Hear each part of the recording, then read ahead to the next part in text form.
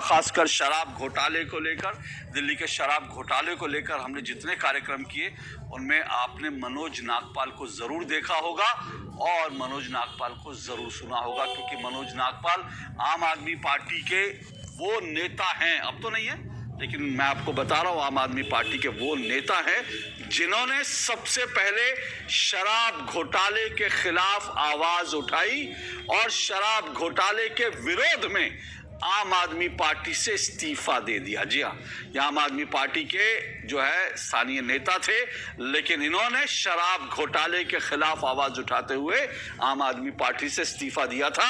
तब से ये लगातार इसके खिलाफ आवाज उठाते रहे। बहरहाल मैं शुरुआत मनोज नागपाल आपसे करता हूं सबसे पहले, क्योंकि आपने तो बहुत पहले आवाज उठाई थी और आम आदमी पार्टी जो है छोड़ दी थी शराब घोटाले के खिलाफ। आज आपको क्या लग रहा है कि आपने जो आवाज उठाई थी, आपको लग रहा है वो सही मुद्दा था और इसीलिए आज जो है मनीष सिसोदिया जो है सीबीआई की हिरासत में? बिल्कुल ठीक कहा आपने। बहुत ही सुकून और बहुत ही अंदर से एक आत्मसंतुष्टि सी महसूस कर रहा हूँ कि मैंने जो काम किया था वो बिल्कुल ठीक किया था और उस काम को सही अंजाम तक पहुँचाया। आपके चैनल के माध्यम से मैं पूरे हिंदुस्तान के समस्त चैनलों का धन्यवाद करना चाहूँगा, जिन्होंने दिल्ली की जनता के इस दर्द को समझा कि हर गली के कोने पे शराब की दुकान वाजिब नहीं है, और उन्होंने मेरी इस आवाज़ को उठाया और मुझे जो है उनके वजह से ही जो ये है आप सब लोगों की वजह से मुझे एक पहचान मिली। नहीं, लेकिन नहीं, मनोज नागपाल जी आपके पूर्व नेता हैं, आप तो आम आदमी पार्टी के नेता रहे हैं, आम आदमी पार्टी के लिए जिंदाबाद जिंदाबाद नारे लगाते रहे थे। तो मैं सिर्फ ये पूछ रहा हूँ कि आपने मनीष सिसोदिया के लिए भी जिंदाबाद जिंदाबाद के नारे लगाए, तो आपको कैसा लग रहा है जब आपके पूर्व नेता आज जब सीबीआई की हिरासत में? बिल्कुल ठीक कह रहे हैं आप। मैं इस पार्टी में गया था IAC, इंडिया अगेंस्ट करप्शन को देख करके। एक मन में आया कि हिंदुस्तान के लिए कुछ किया जाए और कुछ ईमानदार लोग आए हैं, लेकिन धीरे धीरे जब मेरी आंखों के आगे से ये पर्दा हटने लगा, और सबसे ज़्यादा मुझे झटका तब लगा जब इंसान पे खुद पे बीतती है। जिस समय एक शराब की दुकान मेरे अपने क्षेत्र में, जिसको मैं लीड कर रहा था, वहाँ आके खुली, और जब उसके सारे मैंने नियम कानून कायदे देखे कि ताक पे रख करके ऐसी दुकानों को लाइसेंस दिया जा रहा है, और इस वजह से मैं आम आदमी पार्टी के सब नेताओं को मिलना शुरू किया, लेकिन हर जगह से जो आवाज़ आई, चुप रहने की आई, उसी दिन समझ में आ गया था ये ईमानदार पार्टी नहीं, बहुत बड़े घोटाले की तरफ चल रहे हैं। ये सिर्फ कार्यकर्ताओं को, जनता को बेवकूफ़ बना रहे हैं, और आप लोग खुद देख रहे हैं, रिजल्ट आपके सामने है कि हुआ क्या। और आज अपने आप को कट्टर ईमानदार मनीष सिसोदिया, वर्ल्ड फेम शिक्षा मंत्री कहने वाला आबकारी मंत्री, आज जेल के अंदर चला गया है और बहुत सुकून महसूस कर रहा हूं। चलिए, ये एक आम आदमी पार्टी के पूर्व नेता की आवाज है जिन्होंने आम आदमी पार्टी से इसीलिए इस्तीफा दिया क्योंकि उन्होंने खुद देखा कि नियम कायदों को ताक पर रखकर तोड़ करके जो है शराब घोटाला किया जा रहा है, और इसके खिलाफ वो तमाम नेताओं से मिले, लेकिन किसी ने इनकी सुनवाई नहीं की। आम आदमी पार्टी के अंदर रहकर इन्होंने आवाज उठाई, लेकिन किसी ने इनकी आवाज नहीं सुनी। उसके बाद इन्होंने इस्तीफा दे दिया। मैं मनोज नागपाल जी को बहुत बधाई देता हूँ कि इन्होंने मैं समझता हूँ कि आज की डेट में जो पिछले इलेक्शंस भी होते उसमें भी लोग तरस रहे थे कि आम आदमी पार्टी की टिकट मिल जाए उनको, लोगों ने बहुत कुछ इस आम आदमी पार्टी को समझा था, तो मनोज नागपाल जी ने इस पार्टी को इस मुद्दे पर इस्तीफा, मतलब उसको हटकर कि मैं आम आदमी पार्टी में नहीं रहना चाहता, बड़ी बात है।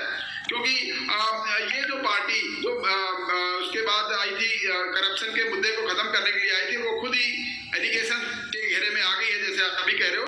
मनोज नागपाल जिन्होंने इस्तीफा दिया था आम आदमी पार्टी से, इसलिए क्योंकि शराब घोटाले के विरोध में। मनोज नागपाल जल्दी से आप अपनी बात रखिए, फिर मैं अकील खान और बाकी। देखिए, मैं डिबेट की बजाय फैक्ट्स पे बात करूंगा। हाँ। स्कूल की आड़ बार बार मत लो। जब स्कूल के ऊपर डिबेट होगी तो स्कूल पे बात करेंगे कि किस तरह का एक कमरा 30-40 लाख में बना। अभी हम सीधी अपना लिखकर पॉलिसी पे बात करते हैं। जानबूझ के कैपिंग लगाई, 150 करोड़ रुपए जो डिपॉजिट करेगा वही आएगा इसमें, ताकि अपने मनचाहे लोगों को ला सके।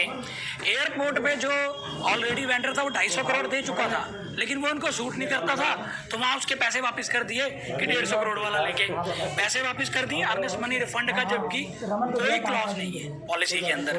कोविड के नाम पर लिकर और वाइन डीलर्स को 144 करोड़ रुपए माफ किए, जबकि बिजली के जो फिक्स चार्जेस है वो तो माफ नहीं किया आम जनता को।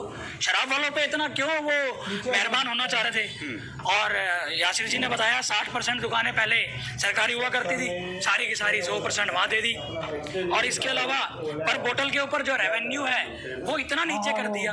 और इतना सब कुछ करने के बाद आप ये देखेंगे मकसद क्या था? क्या मकसद ये आरोप लग रहा है कि एक कार्टेल को फायदा पहुंचाना, क्योंकि जो लाइसेंस फीस थी वो 10 लाख से बढ़ाकर 5 करोड़ रुपए कर दी। और उसका सीधा सीधा एक मकसद जो बताया जाता है वो ये मकसद था कि कुछ जो है बड़े कारोबारी, छोटे कारोबारी इस पूरे धंधे से बाहर हो जाए, बड़े कारोबारी जो उनके पसंदीदा कारोबारी उनको ठेका दिया जाए।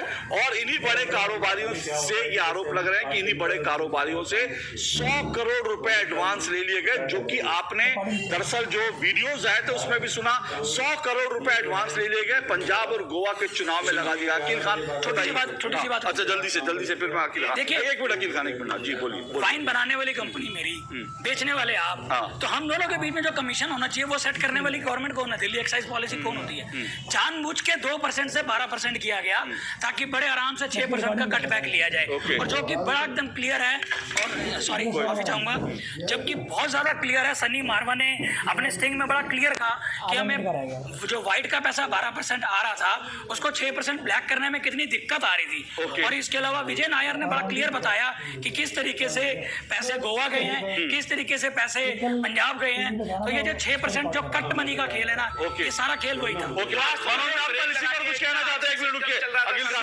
मनोज नागपाल आखिरी 10 सेकंड में। सर्वोच्च न्यायालय का फैसला है माननीय भजनलाल जी के केस में, अगर किसी के राजनीतिक द्वेष के कारण कोई केस बना और इस चीज को प्रूव कर देते हैं तो केवल एफआईआर नहीं, चार्जशीट भी क्वैश होगी। और 5 महीने से ये लगातार इन्वेस्टिगेशन चल रही है। अगर आप क्यों नहीं गए क्वैश कराने? एग्जैक्टली। और ये ओके मेरे पास समय इतना ही है। ये बहुत महत्वपूर्ण बात मनोज नागपाल ने कही, बहुत महत्वपूर्ण बात है। 5 महीने से केस चल रहा है। आपको अगर लगता है निर्दोष है तो आप क्यों नहीं गए क्वैश कराने के लिए?